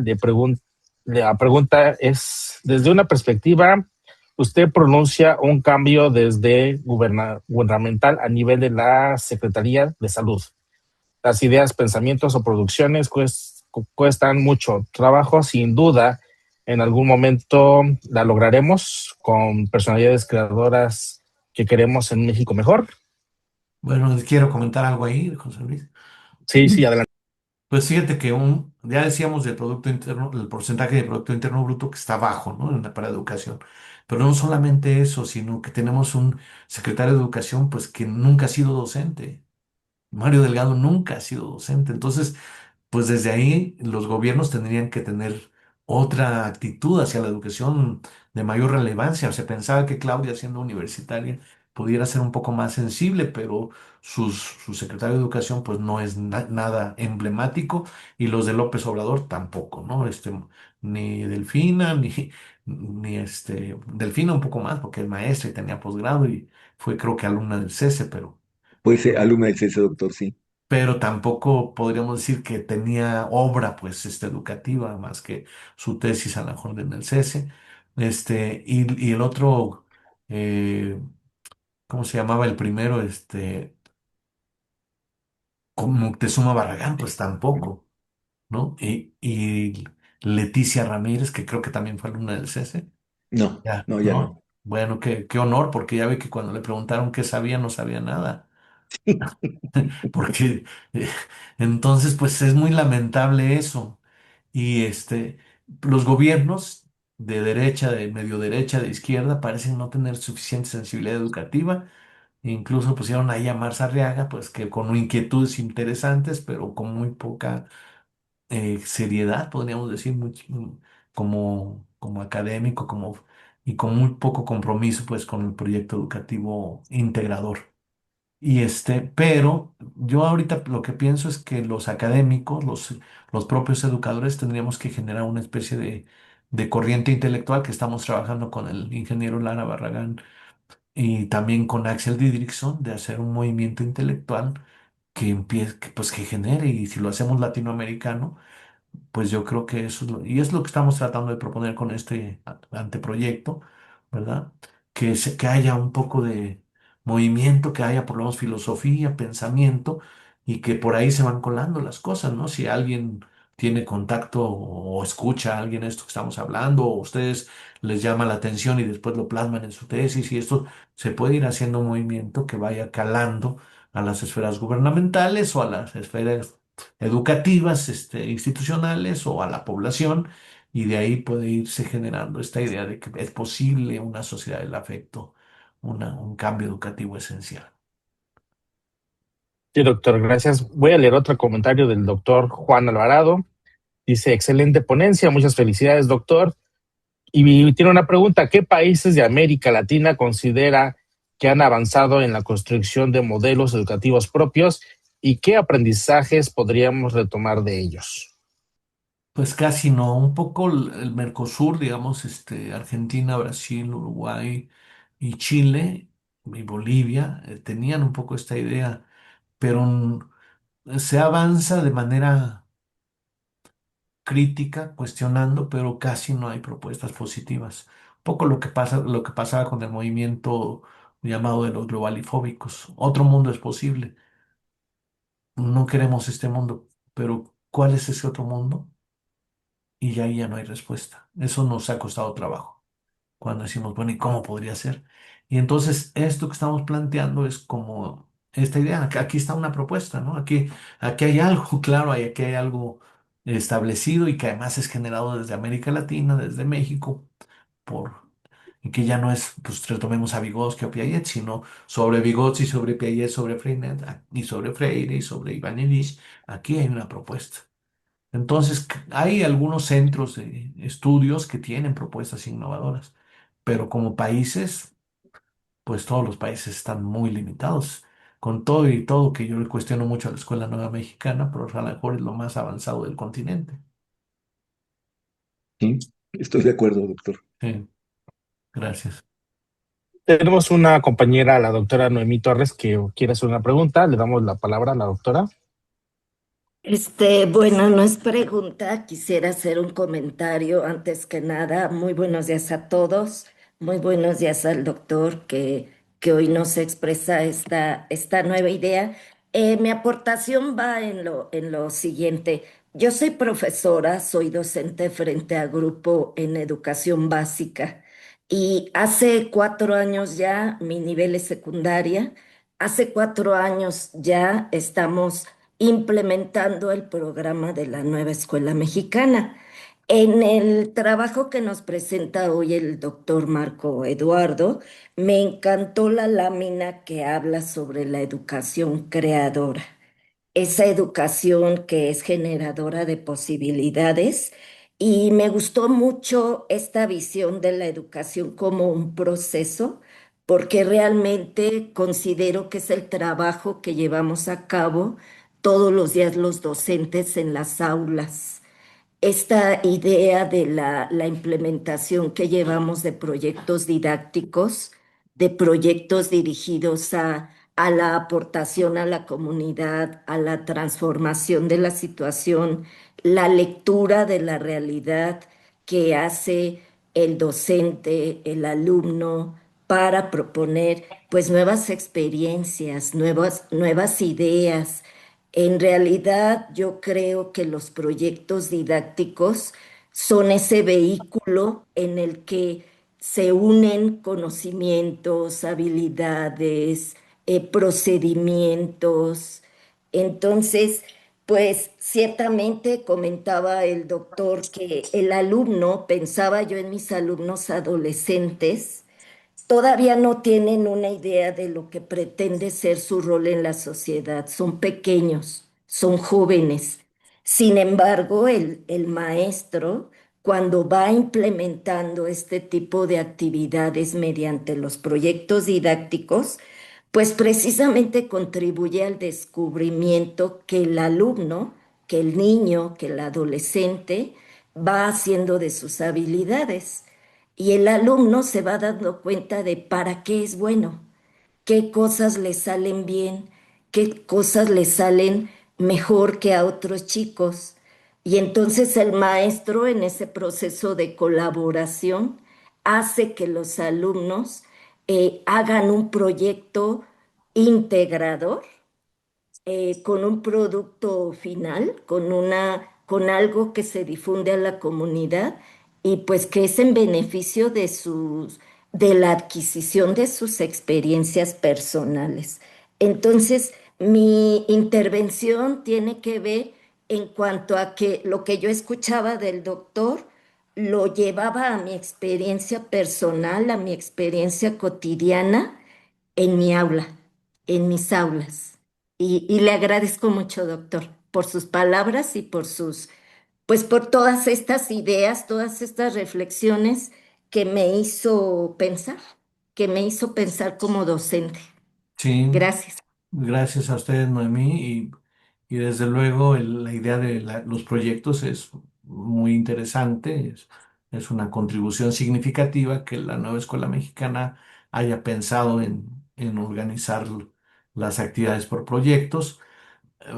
Pienso, no sé, usted me dirá si los proyectos no solamente son para que la comunidad los conozca, sino para generar un efecto, ¿no? Una trascendencia, generar un vínculo y que más que centrarse, desde luego sí está bien que los estudiantes vean sus habilidades, se centren en sus habilidades, las conozcan, las valoren, pero sobre todo me gustaría a mí que valoraran su contribución a la comunidad, qué lograron en la comunidad, no solamente qué aprendí. Ya ve que luego se usan a las comunidades para investigar y el investigador aprende, pero la comunidad no tiene beneficios. Entonces, la idea sería centrar el proyecto en qué logro para la comunidad, no qué logro para mí. No sé si Claro, eso se considere. sí, claro que sí. Estos son como círculos que van creciendo en donde el estudiante primero observa qué es lo que aprende, qué es lo que hace. Después nos vamos a la comunidad, al aula, al plantel, a la comunidad que los alberga y luego de ahí, bueno, pues país y mundo, ¿no? Ese es el objetivo. Otro punto que quisiera, y hace ratito olvidé, pues que algo que usted decía es que no todos los docentes estamos formados para esta transformación y en realidad el docente tiene que ser formado para formar a los estudiantes. Estoy pensando, por ejemplo, en estos ejes articuladores que plantea la nueva escuela mexicana. Uno de ellos, pues, es el pensamiento crítico, la interculturalidad crítica, y que a veces los mismos docentes, si no somos críticos, si no somos esa persona que integra culturas en su planeación, pues no lo van a lograr los estudiantes. Entonces, el primer paso, sin duda, es la formación docente. ¿sí? Es un paso muy importante y reflexionar sobre esto qué significa ser crítico, porque hay mucha tela ahí que hay que profundizar, porque crítico parece ser cuestionador, ¿no? Y crítico, en realidad crítico viene de crisis, que significa bifurcación de posibilidades, bifurcación de caminos, ¿no? Entonces, crítico significa, dice un autor, Karel Kosik, en un artículo muy interesante que se llama Dialéctica de la moral y moral de la dialéctica, es ser crítico significa no solamente desechar lo negativo, sino también rescatarlo, lo positivo, lo que hay de bueno. Entonces, esta separación entre lo positivo y lo negativo, y proponer algo alternativo, eso tendría que ver con ser crítico, no solamente cuestionar lo establecido, que pues no está mal cuestionar lo establecido, siempre y cuando no se eche todo a la basura, sino dentro de lo establecido también entresacar lo que es valorable. Y respecto a eso de la secuencia, la idea que yo tengo de la praxis es que dice Engels en el folleto de El papel del trabajo en la transformación del mono en hombre, que no es que primero aprendiste a trabajar y luego te volviste ser humano, sino al trabajar y al hacer cosas te fue convirtiendo en ser humano, es lo que dice Engels. Es decir, entonces no tendrían que primero prepararse y luego hacer cosas para la comunidad, sino al hacer cosas para la comunidad, se están preparando, se están formando. Gracias, Gracias. doctor. Voy a leer otro comentario de nuestra compañera, la doctora Naeli Ortiz. Dice, muchas felicidades, muy buena presentación. ¿Podría abundar en torno a las características de las mejores prácticas en América Latina que podrían configurar un modelo mexicano robusto y adaptado a nuestras necesidades?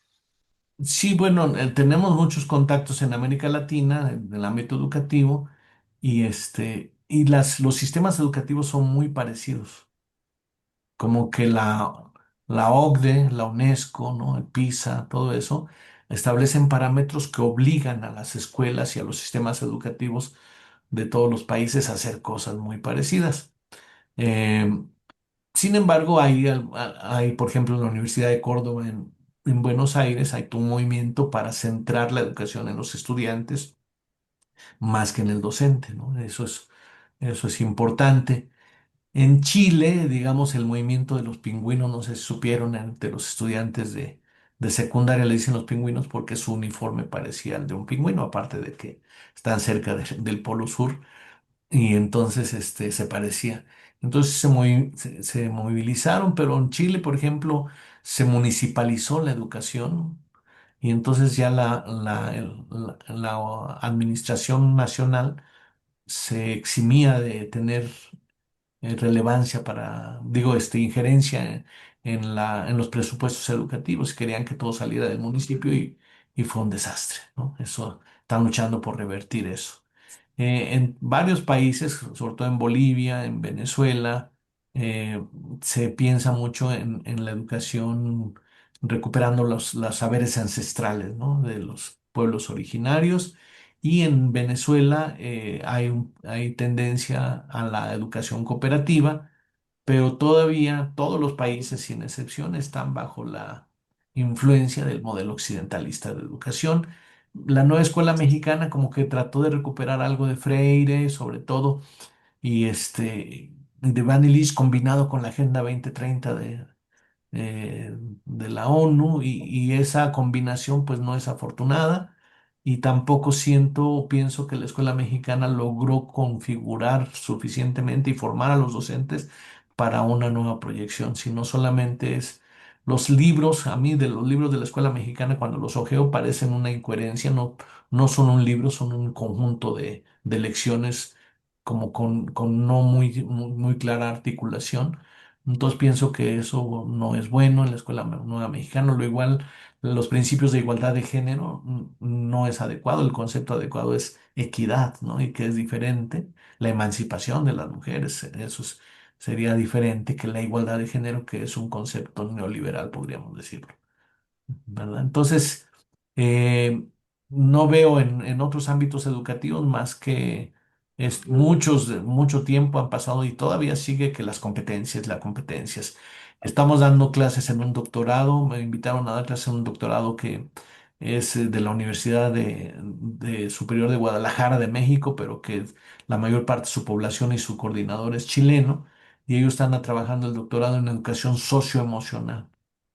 Pero esta educación socioemocional está muy limitada en el sentido de, es como la película de Intensamente, ¿no? Entonces es, identifica tus emociones, ponle nombre, autorregula tus emociones y eso es muy equivocado. Por eso el nombre adecuado es educación afectiva, que es otra idea totalmente distinta, no de autorregulación, es un cognitivismo y un occidentalismo pensar en el concepto de autorregulación que una maestra de secundaria ilustraba diciéndole a sus niños: autorregúlense, por favor, autorregúlense. ¿Cómo es posible? ¿Sí me entienden? Es decir, entraba en paradoja porque pues no es por ahí el camino, ¿no? Es decir, ella no se autorregulaba y quería que sus alumnos se autorregularan. Entonces, hay muchas ideas como que ha impulsado la OCDE, yo creo, las corrientes internacionales neoliberales que siguen calando, como el concepto de competencias, que todavía se usa mucho y ya tendríamos que pasar a cooperanzas, digo yo.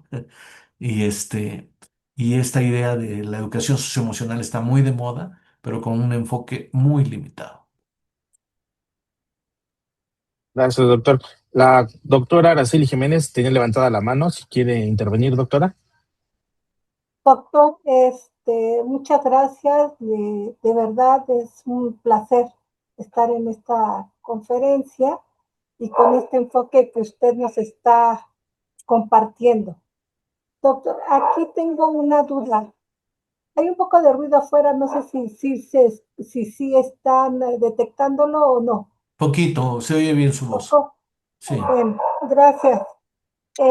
Tiene que ver mi, Mi pregunta tiene que ver con lo que acaba de explicar, pero más bien es porque este aprendizaje afectivo, cuando usted hace la introducción, hace un contraste efectivamente con este enfoque socioemocional, que bueno, ahora se ha difundido bastante, se considera importante y uno de los argumentos es con el fin de ir previniendo la violencia y ir abordando estos aspectos que se presentan en nuestra sociedad. Y actualmente he revisado literatura de gestión emocional. Sí, Inclusive algunos están rescatando pues toda la propuesta de Daniel Goleman con la este aspecto de inteligencia la emocional. inteligencia emocional. Bueno, precisamente usted habla de la autorregulación y la autoconciencia. Inclusive hay algunas propuestas que hablan por niveles educativos. Y en este momento aquí más bien me surgió la duda. Este enfoque, a lo mejor que estoy todavía como muy hecha al sistema en el que yo he sido educada, ¿no? Pero este enfoque afectivo no estaríamos hablando por grados académicos, no estaríamos hablando sino estamos hablando de dejar ser. No sé si estoy usando los mejores términos desde el punto de vista psicológico, ¿no? Dejar ser, dejar expresarse y, ir, pues, permitiendo que cada persona o cada niño o niña esté manifestándose y en este caso como docente, bueno, no sé, pero para desarrollar ese vínculo afectivo, esa creatividad, pero que tanto nosotros como docentes tenemos también esa preparación para entrar en este nuevo enfoque o qué requerimos, Sí, ¿sí? Cuando usted habla de escuchar, eso es de lo más difícil, es de lo más difícil. Entonces ahí es donde yo me quedé ahorita pensando, dije, ¿qué tanto estas propuestas, bueno, van siendo aproximaciones que pueden ser mejoradas? No sé sí, si me pude explicar. sí, Gracias. claro. Pues nosotros obviamente, me refiero a la teoría de la praxis y en AMAPSI, estamos desarrollando toda una tecnología formativa para cómo hacer, por ejemplo, tenemos algo que le llamamos tecnología afectiva, ¿no? Cómo hacer que se genere un vínculo emocional. Tenemos 10 puntos de la educación a los niños, desde cómo ayudarles a dialogar, cómo usar la mayéutica. no solamente de la mayéutica socrática para generar resolución de conflictos, cómo delegarles responsabilidades como forma educativa, cómo no castigar nunca, ¿no? Más que el castigo intrínseco, que es el que va propiamente con las acciones, pero que nunca haya sanción por parte de un padre o de un docente. Siempre la charla en corto como un medio muy importante de vinculación, el conocer la historia personal. Entonces no es dejar ser solamente en el sentido, pues a ver cómo creces, como selváticamente podríamos decir, sino irle dando forma a través de tecnologías que hay de formación afectiva y que no tienen que ver con el cognitivismo.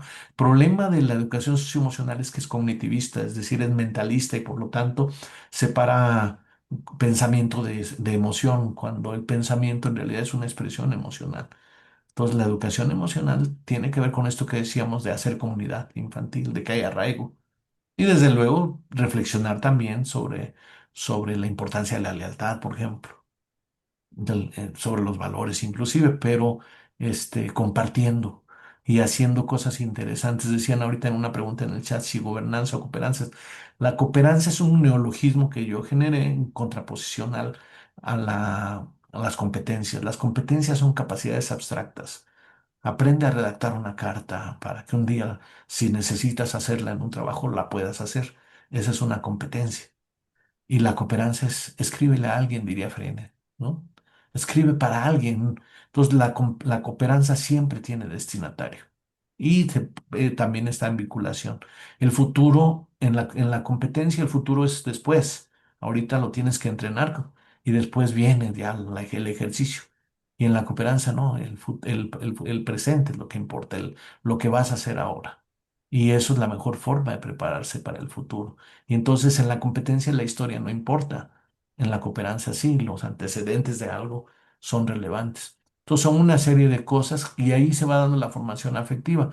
Uno de los mejores elementos de la formación afectiva es lo que le llamamos la ley del principito. El que cuida una flor se enamora de ella. Y si no la cuida, aunque esté muy bonita la flor, no se enamora de ella. Entonces hay una tecnología afectiva. El afecto es un fenómeno como la lluvia, como el hervir del agua. Y eso es lo que Occidente no ha entendido. Piensa que el amor, las emociones son como cosas que se pueden supeditar al pensamiento. Y eso es una equivocación. Más bien, repito, el pensamiento es una expresión emocional, que hay que entenderlo como parte de un todo y no como dos pistas que una se impone sobre la otra. Entonces es toda una capacitación desde luego y pues es todo un reto educativo, pero en estos procesos de charlas de educación y que tenemos cosas construidas, ahí por ejemplo en el CESE, el ingeniero Lara nos apoyó para publicar varios libros que generamos con el seminario del CESE. Y obviamente en ese producir un libro los estudiantes se emocionan, inclusive mi nombre está en un libro editado, ¿no? Y está publicado y está difundido y lo dialogamos y es una obra original, ¿no? Uno de los que ahorita me acuerdo, bueno, hay varios artículos que se hicieron ahí en el CESE, pero uno se llama Más allá de la zona de desarrollo próximo, la educación creadora de unas estudiantes de ahí del CESE, que ahorita no voy a recordar sus nombres, pero cómo me estoy diciendo sobre Vygotsky, yo puedo proponer algo más allá de Vygotsky, ¿no? Y cuando la tradición, no, Vygotsky es lo último y yo más bien soy representante de Vygotsky en la Tierra y y les voy a decir qué es lo que dice Vygotsky. No, yo me atrevo a proponer más allá de Vygotsky. Pues eso es una gran contribución. Y igual hicimos un diálogo entre Nietzsche y Freinet, ¿no? Y así entonces se van generando cosas interesantes y eso es emotivo, eso es parte de la formación afectiva, el compartir. Además, el diálogo constructivo entre los docentes y los estudiantes. A veces parece que al principio los estudiantes dicen, pero ¿cómo va a observar mi trabajo mi compañero, ¿no? Como que se tienen un poco aprensivos, pero se va generando una dinámica y después se valora mucho las observaciones, las retroalimentaciones de los compañeros para mi propio producto, o para el producto de este subequipo dentro del salón de clases. Entonces tenemos ya toda una tradición ahí, por ahí en los libros que he publicado hay muchas de estas cosas, pero desde luego pues hace mucha falta compartirlos, difundirlos, experimentarlos, enriquecerlos, co-construir muchísimas cosas. Es lo que estamos intentando pues a través de CLATE, del movimiento con el doctor Axel Didrikson, el ingeniero Lara, y muchas otras cosas que estamos haciendo, pero lo que a mí luego me gusta es que se genera una especie de esperanza, de posibilidad, cuando en muchas partes dicen, no, pues este mundo, como diría Nietzsche, no tiene casi remedio, ¿no? Siempre está en declive. Y otra cosa que preguntaron en el chat es que Iván Ilich, que si es Lenin, no, es homónimo, pero no, Iván Ilich es un pedagogo famoso de origen inglés y que vivió en México de manera importante en Cuernavaca vivió y dejó toda una huella ahí, ¿no? Iván Ilich. Gracias, doctor. Gracias. Sí. Y doctor, tenemos otra comentario en el chat que dice: buenos días, felicitaciones, excelente conferencia de parte de la doctora Karina Guardado. Con respecto a las tecnologías emergentes como la inteligencia artificial, ¿cómo se integran en este nuevo modelo educativo? Sí, pues la inteligencia artificial pues trae muchas cosas muy pragmáticas, pero les quiero luego proponer que conozcan una aplicación que se llama Notebook LM o Gemini Notebook. Ya le están cambiando el nombre a Gemini Notebook y que genera material didáctico impresionante, ¿no? De una lectura hacia un podcast donde dos locutores conversan de manera interesante, la lectura la hacen muy amena, o sea, simplemente se sube una lectura, cualquier lectura en PDF y sale el podcast en cuestión de 2, 3 minutos, 5 minutos, sale un podcast, dos locutores explicando la lectura, viendo los puntos importantes y además muy bien hecho, la verdad. Y también hace un videíto de 5 minutos que hace una síntesis de la lectura muy esquemática y hace una infografía en cuestión también inmediata. Entonces hay muchos recursos. Lo interesante es darle esta posibilidad heurística a la inteligencia artificial y no caer en la dependencia pues tradicional de que resuelva, ¿no? Heurístico, como ustedes saben, es aquello que promueve la creación. Entonces hay que usar la inteligencia artificial para proyectar cosas que se puedan hacer. Hay muchas cosas, es infinita, la creación es infinita.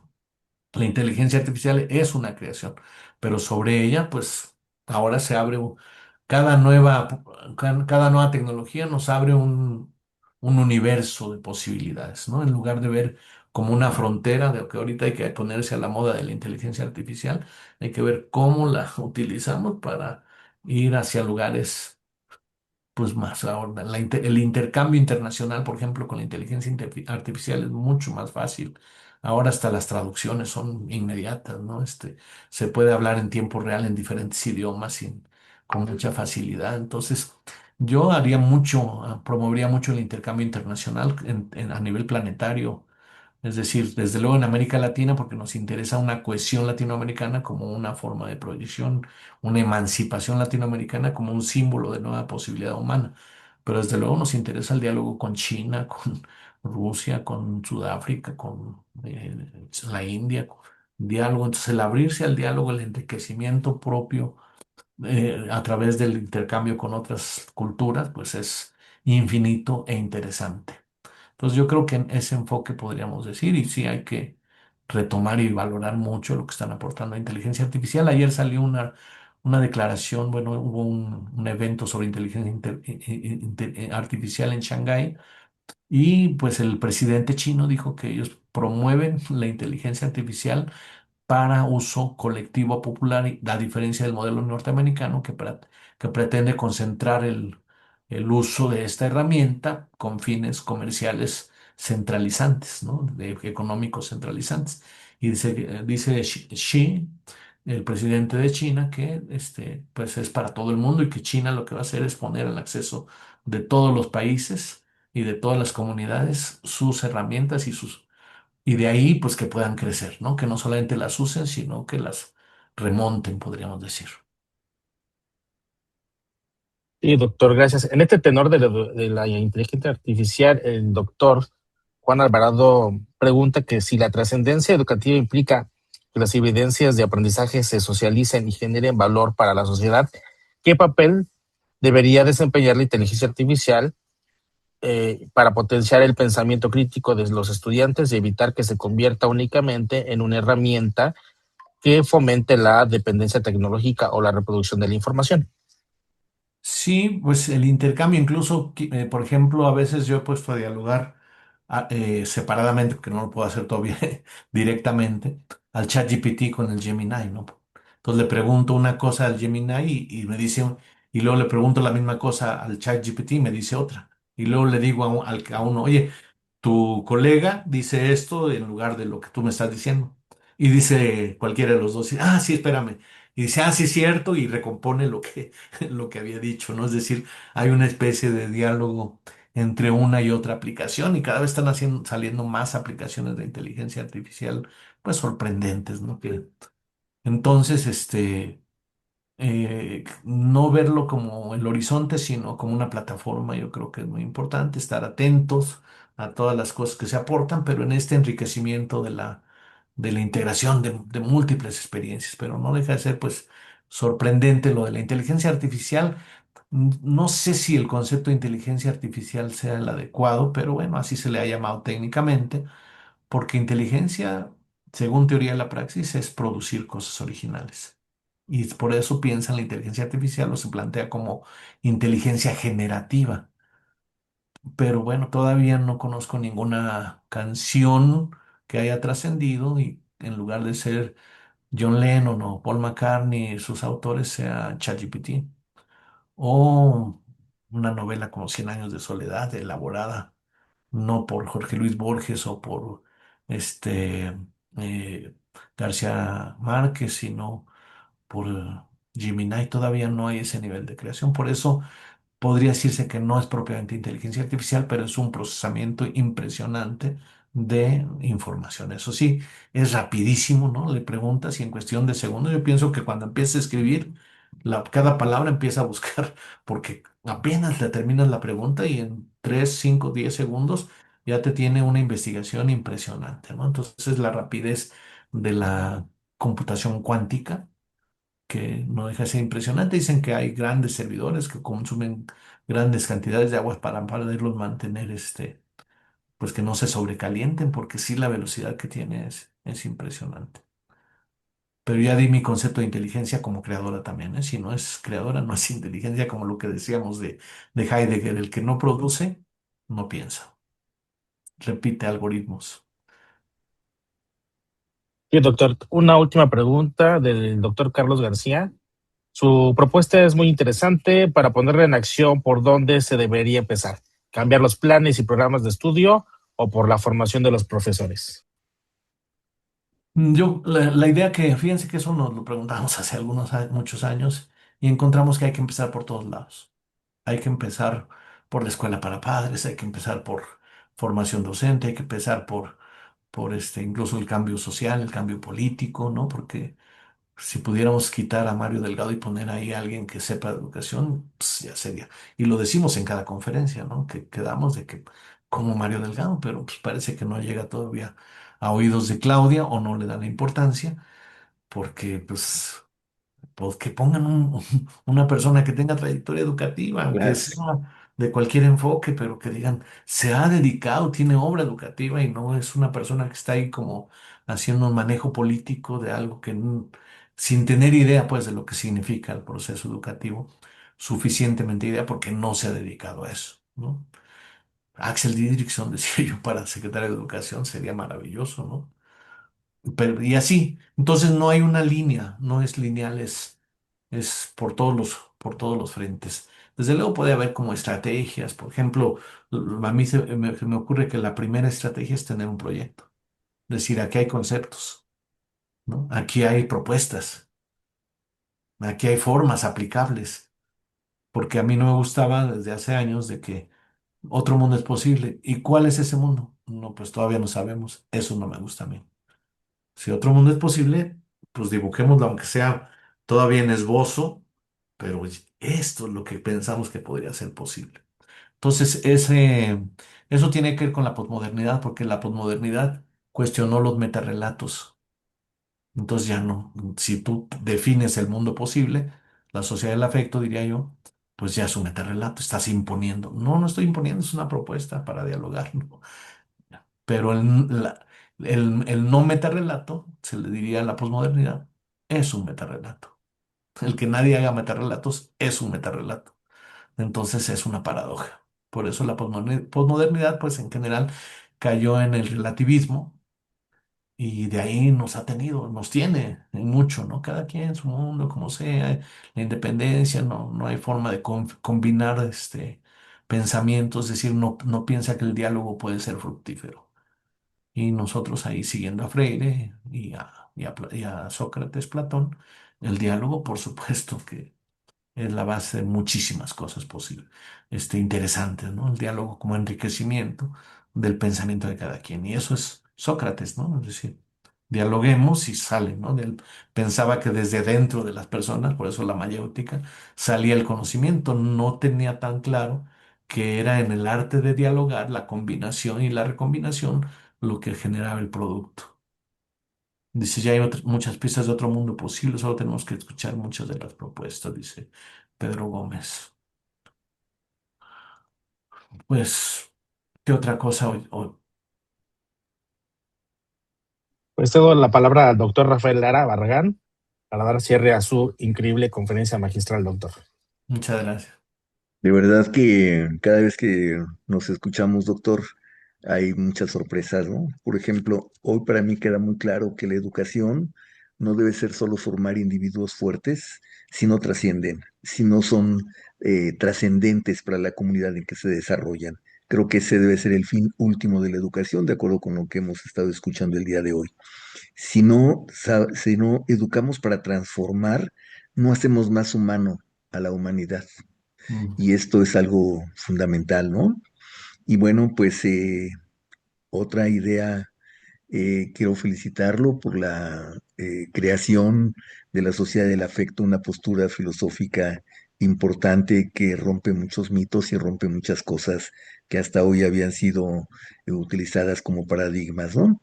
Nos da mucho gusto, doctor, que sea usted parte del CESE, así lo sentimos desde el año claro. 2003 en que comenzamos este doctorado, esta aventura educativa, y que sigamos construyendo juntos nuevas alternativas. Usted acaba de dar una alternativa para nuestro amigo Axel Didrikson, que puede ser o que quisiéramos que fuera el Mm, secretario, ¿no? Porque tiene merecimientos, ya lo conocen nuestros compañeros, porque nos dictó la primera conferencia magistral del postdoctorado. Así que, doctor, pues quiero agradecerle en nombre del Centro de Estudios Superiores en Educación su participación, así como a todos los presentes el haber tenido la oportunidad de dialogar conjuntamente y de que nos empiece a hacer cambiar nuestra manera de pensar estas posturas diferentes sobre la educación, que su significado y sobre todo la posibilidad de cambio hacia nuevas formas y mejores formas humanas de sociedades, ¿no?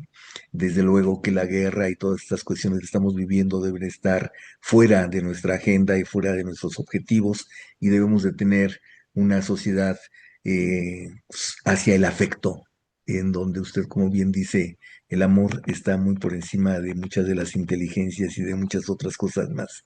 Pues muchas gracias, doctor. De verdad que estamos muy complacidos con su presencia el día de hoy y creo que todos nuestros compañeros así de aventura lo han sido también el día de hoy. Les agradezco profundamente a todos y cada uno de ellos y desde luego en especial a usted la posibilidad de haber compartido estas 2 horas y casi, ¿no? O casi 2 horas que tenemos ya. mm. Ujú.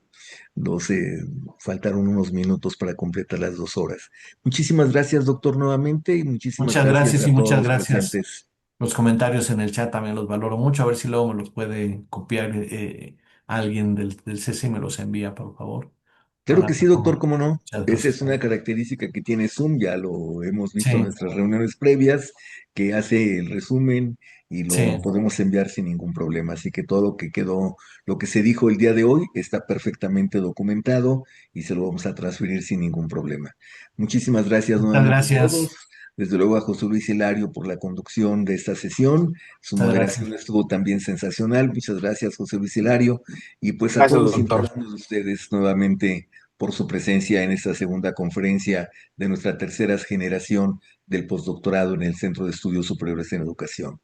Excelente día para todos y muchas mejores opciones de vida a partir de la reflexión y del pensamiento que pudimos haber tenido en esta sesión. Hasta pronto, que estén Muchas bien. gracias y hasta la Hasta próxima. Que luego. estén muy bien. Gracias, hasta Hasta luego. Gracias. luego. Bonita tarde a todos.